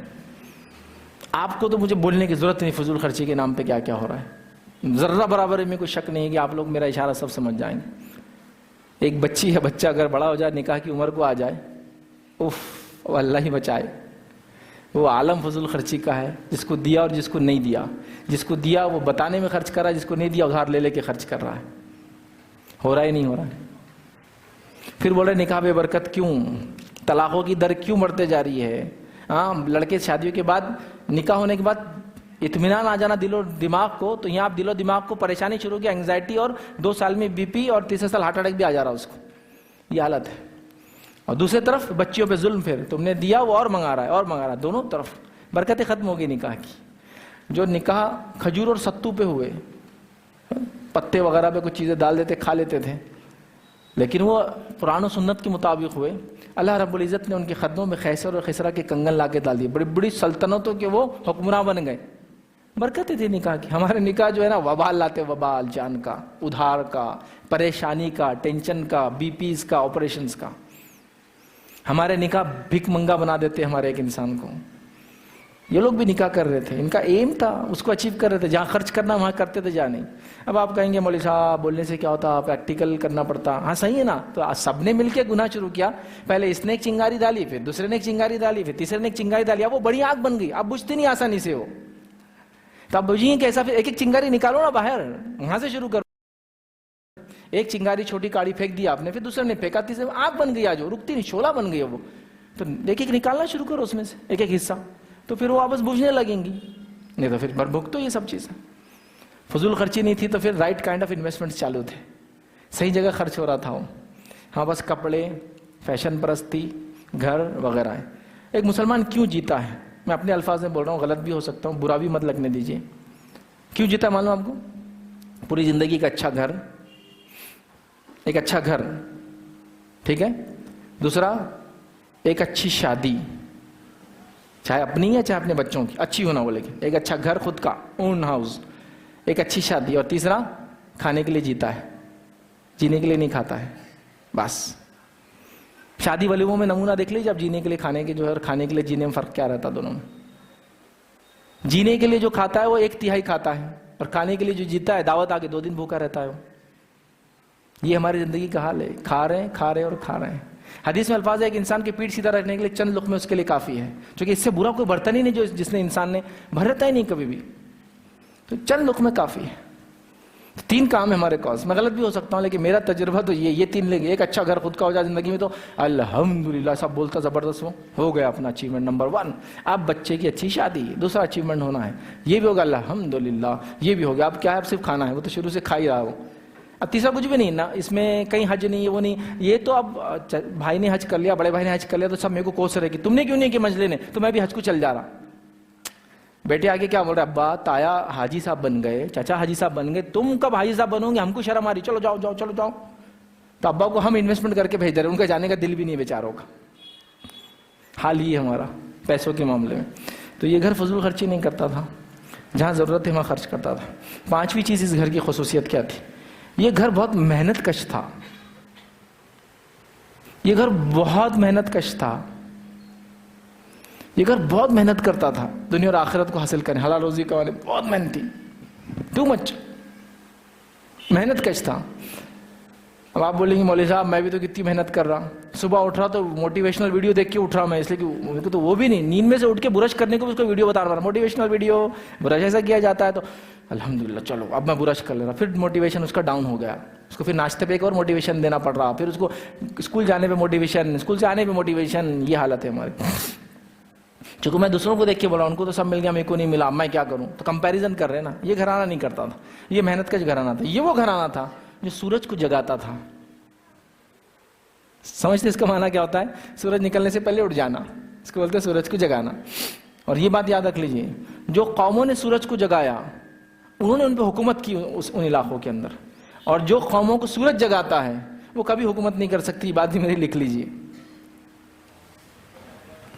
وہی سورج کو جگانے والا تھا. محنت کش خاندان تھا, یاد رکھیے, بڑی محنت کرتے تھے.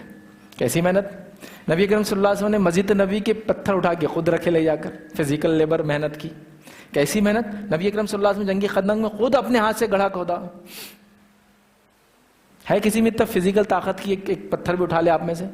چند اینٹ کے ٹکڑے مسجد کے کام میں، نبی مسجد نبی میں کیا نا ہے آپ میں سے کوئی لوگ جو مسجد کی تعمیر میں اپنے طرح سے فزیکل کبھی کام کیا آج تک اٹھائیے کوئی چیز؟ میں سیٹ صاحب میں تھوڑی کر سکتا، تعاون چندہ دیا نا میں نے. آپ سب نے کیا، فزیکل لیبر بولتے ہیں اس کو، اٹھانا چیزوں کو لے جا کے دینا. حالانکہ صحابہ نے کہا اللہ کے رسول ہم ہیں نا، تو آپ نے کہا ٹھیک ہے میں بھی اٹھاتا. تو آپ بھی اٹھا رہے پتھر، آپ کدال سے جو ہے وہ گڑھا کر رہے خندق کے اندر جو وہ اس کی ضرورت ہے. تو یہ گھر یاد رکھیے بہت محنت کش تھا، یاد رکھیے. اور کئی ثبوت ملتے ہیں اس گھرانے سے کتنی محنت یہ گھر جو ہے کرتا تھا. تو ہم کو محنت کش بننا ہے، یاد رکھیے بہت محنت کش بننا ہے. آج محنت کا کوئی جذبہ ہم میں نہیں رہا، یاد رکھیے. محنت کس کو بولتے یہ بھی نہیں پتا ہے. اپنے بچوں کو، جو چھوٹے بچے ہیں نا آپ کے، محنت کش بناؤ.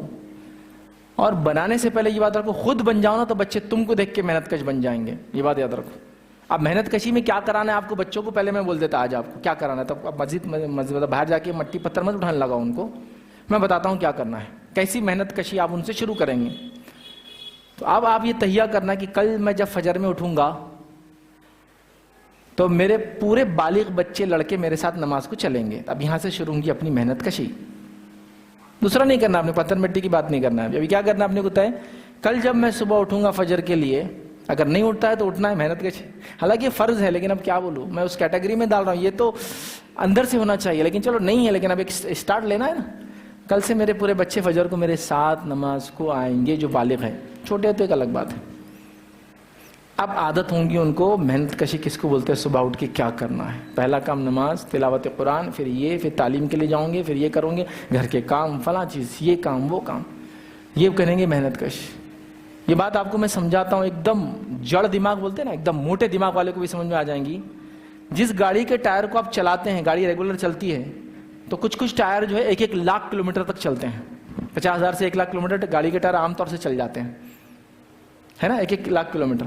لیکن جو گاڑی کو آپ صرف 2 مہینے کھڑے کر دو ایک جگہ پر، اس کے بعد یہ ٹائر سفر کے لائق نہیں بچتا ہے. تو پتہ چلا جو چیز چلنے کے لیے بنتی ہے چلے تو یہ اچھی رہتی ہے، رک جائے تو خراب ہو جاتی ہے. پورے کٹ جائیں گے، پھٹ جاتے ہوں. اسی لیے آپ دیکھیں کچھ لوگ جب سفر سے آتے ہیں، سعودی سے یہاں آ رہے 2 مہینے کے لیے، ٹائرز کو گاڑی کو جیک پہ چڑھا کے آتے ہوں، ٹائر خراب ہو جاتے ہیں. پھر چلیں گے تو 1 لاکھ کلومیٹر، کھڑے رہیں گے تو 2-4 مہینے میں خراب ہو جاتے ہیں. تو انسانی جسم اللہ نے ایسی مشقت کے لیے بنایا ہے. مشقت کرو، یہ تمہاری اور ہماری پہچان ہونا. قوموں نے بولنا کہ یہ لوگ ہیں بھائی محنت کرنے والے، دوسرے نہیں چلتے ہم، یہ لوگ ہیں بھائی پڑھانے والے، اتنی محنت اور کوئی کرتا نہیں، یہ لوگ ہیں سب سے اچھے لوگ، یہ محنت کیسے، یہ فلاں ہیں. یہ باتیں ہونی چاہیے. محنت کشی کی مثال دوں میں آپ کو، یہ گھرانہ کتنا محنت کش تھا. فاطمہ رضی اللہ عنہا جنت کی خاتونوں کی سردار ہیں، عورتوں کی سردار. ان کے تعلق سے ان کے بیٹے حسن رضی اللہ عنہ فرماتے کہ ہماری والدہ اپنے ہاتھ سے چکی سے آٹا پیستی ہمارے لیے، جا کر کنویں سے پانی کھینچ کر لاتی، ہمارے کپڑوں کو دھویا کرتی تھی، میرے اور میرے والد کی خدمت کیا کرتی تھی. یہ جنت کی خاتونوں کی سردار ہے، یہ اتنی محنت کش ہے. ہمارے پاس حال یہ کہ اٹھ کے واشنگ مشین کو جس میں ٹائمر آلریڈی سیٹ ہے اس کا بٹن دبانے کے لیے بھی وہ شوہر کو بڑی دباتے ہوئے چل جاؤ نا تم جا رہے تو. اور اس کی والدہ یہ بول رہی ہے کہ بیٹی اتنی محنت کرتی ہے، مشین میں رات میں کپڑے ڈال کے سوتی ہے. پھر داماد میاں کو بولتی چالو کرتے ہو جانا. دوسرے بول رہے ماں کیا محنت کرنے والی بہو مل گئی تم کو، کیا بیٹی ہے تمہاری ماشاءاللہ. یہ محنت ہے ہماری، ہے نا. ہو رہا ہے نا کبھی میاں بیوی کا جھگڑا تو بیوی بول رہی ایک ٹائم کا کھانا خود بناتی ہوں. یہ بولنے کی چیز تھی؟ یہ زندگی ہے. کبھی کمانے نکلی آپ گھر سے باہر؟ نہیں. تو کما وہ رہا تو محنت کر رہا ہے، پکا آپ رہے تو محنت کر رہے ہیں. گاڑی ایسی تو چلتی ہے نا دنیا میں. محنت کش عورت کیوں؟ ماں محنت کریں گی بچے محنتی نکلتے ہیں. پھر ماں کو دیکھتے ہیں نا. ام سلیم رضی اللہ عنہا، ان کے شوہر ابو طلحہ لے کر آئے اللہ کے رسول کے پاس. کہا اللہ کے رسول سمجھائیے اس خاتون کو. کہا کیا ہوا؟ تو جنگ کا اعلان ہو گیا اور یہ جنگ میں جانا چاہتی ہے. نبی اکرم صلی اللہ علیہ وسلم نے کہا کہ تم جنگ میں کیوں جانا چاہتی ہو؟ اب واقعہ کیوں بول رہے ہو جنگ میں جانا چاہتی ہے؟ 8 منتھ آف پریگننسی ہے، 8ویں مہینے کی پریگننٹ ہے یہ، اور یہ جنگ میں جانا چاہتی ہے. پرابلم یہ آتا کہ تم جنگ میں کیوں جانا چاہتی ہو؟ تمہیں تو حمل ہے. تو نہیں کہا مجھے جانا ہے. تو کہا اگر کوئی دشمن آ گیا تو ان کے پاس ایک بیلٹ تھا لگا ہوا کمر پہ. تو کہا اللہ کے رسول یہ چاقو ہے نا بیلٹ میں رکھا ہوا, اس سے میں اپنا دفاع کروں گی. تو نبی اکرم صلی اللہ علیہ وسلم مسکرا دیے اس کو دیکھ کہ ایک پریگننٹ عورت 8 منتھ میں کہہ رہی ہے کہ میں چاقو سے اپنا دفاع کر لوں گی, مطلب مسکرا دیا آپ. اور تعجب کی بات کیا ہے معلوم, وہ گئی بھی جنگ میں, اور تعجب کی بات کیا ہے معلوم, ان کی اولاد میں پیدا ہوئی جنگ میں. ابھی تو حال یہ ہے کہ خبر آئی کہ بھائی انہوں باپ بننے, انہوں ماں بننے والے ہیں, تو اب ان کو 9th منتھ کا آرام لگ گیا. 9 مہینے سے پڑے رہ سکتے ہیں اور کچھ نہیں کر سکتے. ڈاکٹر نے بولا ہلو بھی مت, میں مذاق نہیں اڑا رہا ہوں, ہو سکتا کوئی لوگ بیمار ہو, صحیح بات ہے. سب کے سب ویسے کیسے ہو جاتے کہ سب کے سب کو 9 منتھ کا آرام لگتا, پورے کی پوری کمیونٹی ایسی ہو رہی. اور ڈاکٹر بھی بڑے شانے ہیں, کیا بولتے ہو, ماں کے پاس ہے, ساس کے پاس ہے, ساس کے پاس ہے سخت آرام 9 مہینے کا, ماں کے پاس ہے تو آرام نہیں, چلنے دو. وہ ڈاکٹر بھی پرو ہو گئے نا, بچہ آدمی کے حساب سے بات کر رہے ہوں. اور اب تو اور بھی محنت کشی کی ضرورت نہیں ہے. اولاد پیدا ہو رہی ہے, بھائی ہم کو پیدا ہی نہیں کرنا ہے, کاٹ کے نکال لو بس, وہ نہیں اتنی تکلیف برداشت کرنا ہے, چلو سیزیرین سی سیکشن نکال لو, ہو گیا. اب اور بھی محنت نہیں ہو رہی ہم سے, دودھ پلانا بھی نہیں ہو رہا, وہ ڈبے سے پلا دو اس کو, کیا 2 سال تک کیا کتنا پرابلم ہوتا, وہ بھی محنت. کیا کر رہے ہو یار, کہاں جا رہے ہو, کون سا رخ اختیار کر لیا. یہ گھرانہ بہت محنت کش تھا, اتنی محنت کرتا تھا جس کی کوئی انتہا نہیں, ہر فیلڈ میں اور مثالیں نہیں دے سکتا ہوں اس گھرانے کی, کیا کیا بہت زیادہ ہے. بس آخری چند پوائنٹ اپنی باتوں ختم کر رہا ہوں. اہم پوائنٹ 5 تھے میرے رکھا. آئیے, یہ گھرانہ جو ہے غربت کے باوجود اعلیٰ سوچ رکھتا تھا. غربت اور سلیقہ, غربت اور اعلیٰ سوچ کا کوئی ایک دوسرے تال میل نہیں ماننا. ایک آدمی غریب ہو سکتا ہے لیکن سلیقہ مند ہوتا ہے. جیسے گھر کے اوپر لٹکانے کو پردہ ہے لیکن وہ تھیلے کا ہے, اس کو بھی خوبصورتی سے ستا ہے, ہو سلیقہ. تھیلا اگر تھیلے میں سوراخ ہے تو ایک اچھا پیون لگاتا ہے خوبصورت, اس کو سلیقہ. سلیقے کا اور غربت سے کوئی لینا دینا نہیں. ہاں بس غربت بولے تو بے سلیقہ, مالدار بولے تو سلیقہ نہیں. یہ گھر غریب تھا لیکن سلیقہ مند تھا. سچ ہمارے گھروں کا کیا حال ہے آپ دیکھیے, ہر چیز کا سلیقہ تھا, مینجمنٹ تھا, یہ تھا صدقہ کیسا دینا, فلاں کیسا کرنا, یہ کیسے کرنا, ہر چیز کر رہے تھے. تو یہ گھرانہ جو ہے غربت کے باوجود اعلیٰ سوچ رکھتا تھا. آج بڑے بڑے گھروں میں رہنے کے باوجود بھی سوچ کیا ہے, ان سے 2 الفاظ سن لے تو بولتے یار اتنا جاہل آدمی دنیا میں نہیں دیکھا میں نے. اس کے پاس مال و دولت آ گئی لیکن جہالت ختم نہیں ہوئی, سوچ ہی اعلیٰ نہیں ہوئی. سوچ تو اصل ہے دنیا میں, سوچ کی وجہ سے لوگ کما رہے ہیں. آج آئیڈیاز دو کماؤ, سوچ ہی نہیں. تو اعلیٰ سوچ رکھتا تھا. یہ گھر کی ایک اور خصوصیت تھی, وہ یہ تھی کہ یہ صبر اور شکر کرنے والا تھا.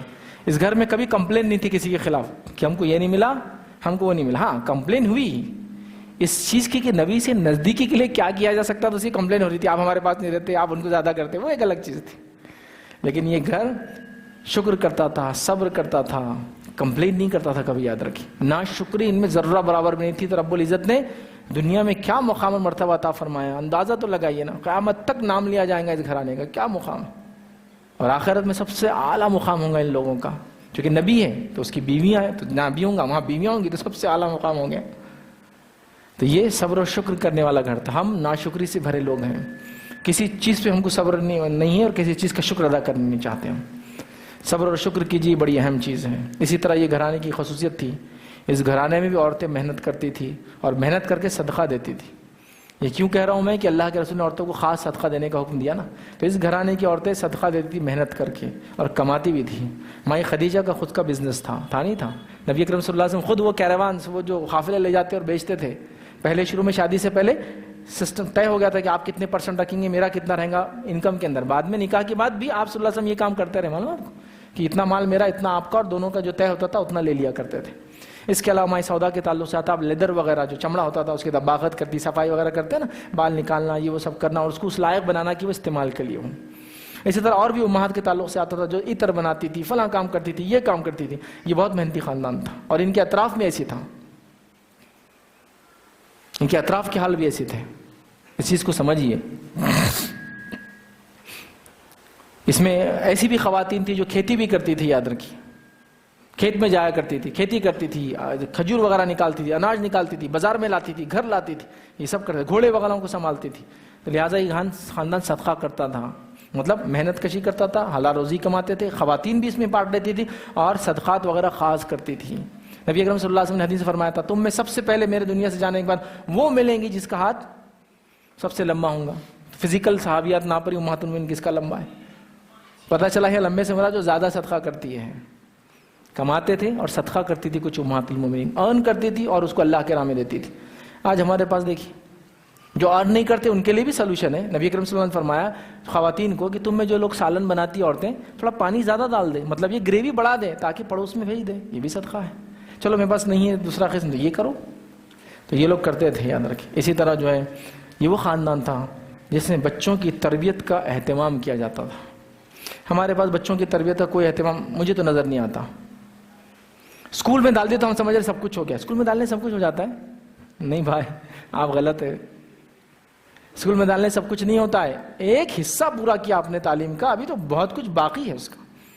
تو یہ خاندان اپنے بچوں کی تربیت کرتا تھا, اس کے لیے محنت کرتا تھا. صحابہ کا بھی یہی حال تھا, تابعین کا یہی حال تھا. یہ بڑی محنتیں کرتے تھے چونکہ بچے آپ کے اصل سرمایہ ہیں, باقی ساری چیزیں آپ کی جانے والی, یہ اصل سرمایہ ہے, ریئل ایسٹ ہے آپ کے. معلوم ایسے کتنے والد ہیں جو بیٹھے ہیں جو اپنے بچوں میں ریئل انویسٹمنٹ کرتے, ٹائم کا. ٹائم انویسٹمنٹ بچوں کے ساتھ مطلب کیا, بیٹھنا بات کرنا. کرتا نا مولوی صاحب 4-5 سال کے ہوئے تو کرتا, اس کے بعد گود میں نہیں لیتا ان کو. ایسا کیسا ہوتا؟ زندگی بھر کر رہیں گے, بچہ بڑا رہو چھوٹا رہو, بیٹھیں گے میرے بازو میں, بات کروں گا, باپ ہوں اس کا میں.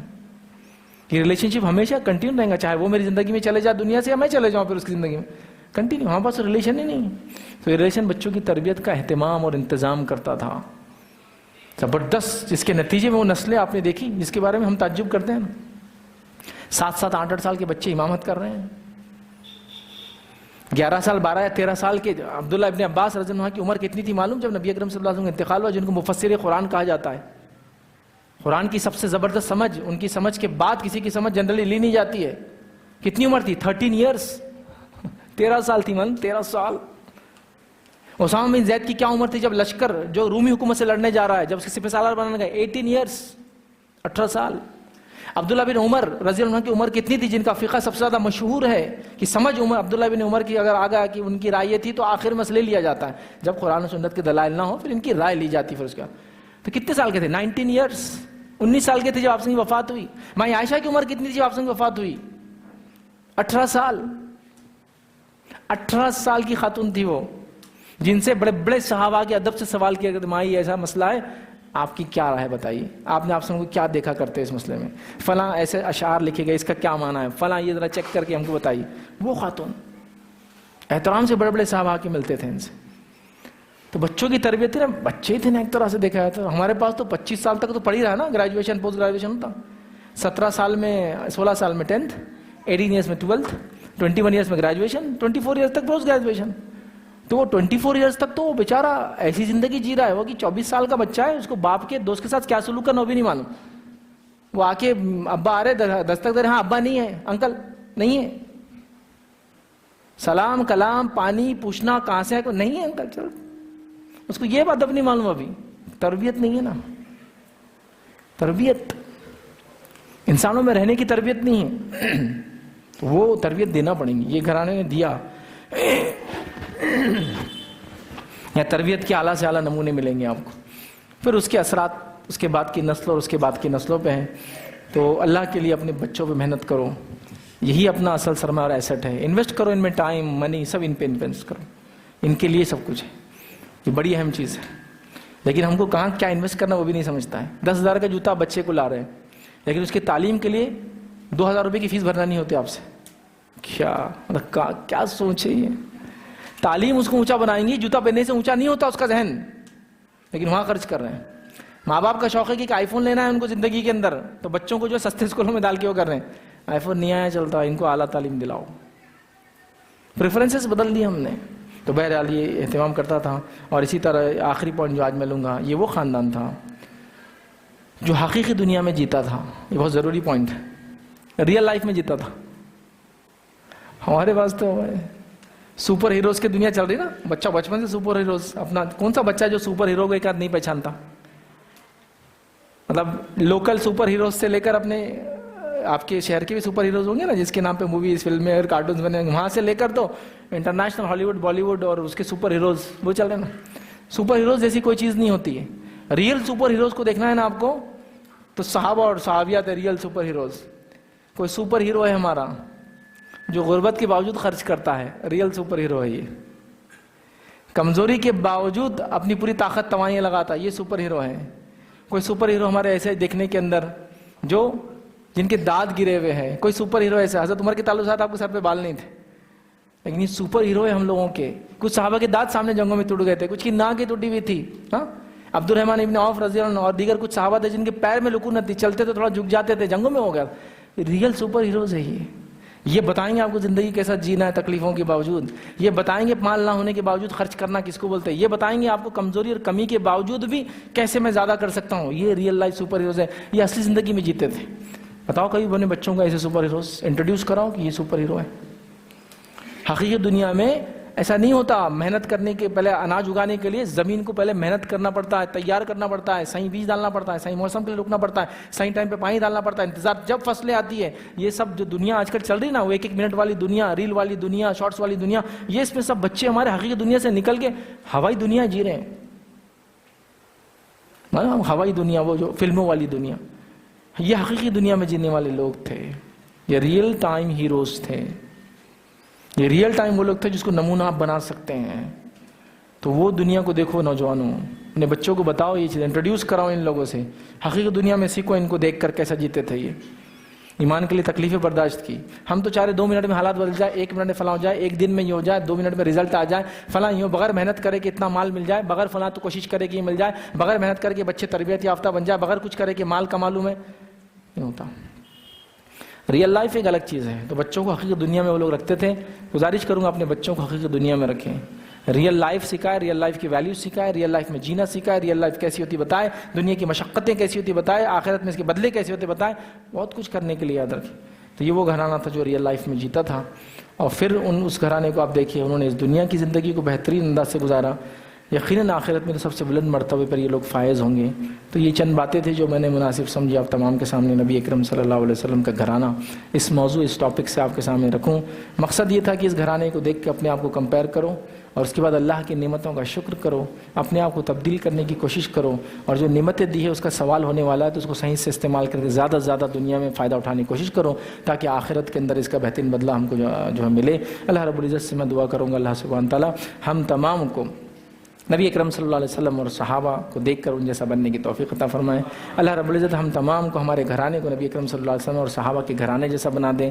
اللہ رب العزت ہم کو انتھک محنت کر کے دین اور دنیا میں آگے بڑھنے کی توفیق عطا فرمائے. اللہ رب العزت جو لوگ پریشان حال ہیں ان کی پریشانی کو دور کریں, جو بچیوں کے مسائل ہیں ان بچیوں کے مسائل کو حل کرے, جو مقروض ہے اللہ تعالیٰ ان کے قرض کی ادائیگی میں جو ہے ان کی جو ہے ان کو جو ہے آسانی کرے. اللہ رب العزت ہم تمام کو توفیق دے کہ ہم دین کو سمجھے, اس پہ عمل کریں. اللہ رب العزت جب تک ہمیں زندہ رکھے, ایمان و اسلام پر زندہ رکھے, خاتمہ ایمان پر ہو. آخر دعوانا الحمد للہ رب العالمین. سبحان ربک رب العزت عما یصفون وسلام علی المرسلین والحمد للہ رب العالمین. اعوذ باللہ من الشیطان الرجیم. بسم اللہ الرحمن الرحیم. قال رسول اللہ صلی اللہ علیہ وسلم, رسول اللہ صلی اللہ علیہ وسلم نے فرمایا. حدیث نمبر 1, حقیقت اسلام, ان الدین یسر, دین اسلام آسان ہے. دوسری حدیث, دین سے مراد الدین نصیحہ, دین اسلام خیر کا نام ہے. تیسری حدیث, مسلمان کا تعارف, المسلم حق المسلم, مسلمان کا بھائی ہے. چوتھی حدیث, طہارت پاکیزگی, الطہور شطر الایمان, صفائی آدھا ایمان ہے. پانچویں حدیث, شرم ہے, الحیاء من الایمان, شرم ایمان کا ایک حصہ ہے. السلام علیکم ورحمۃ اللہ وبرکاتہ. ماشاء اللہ, بارک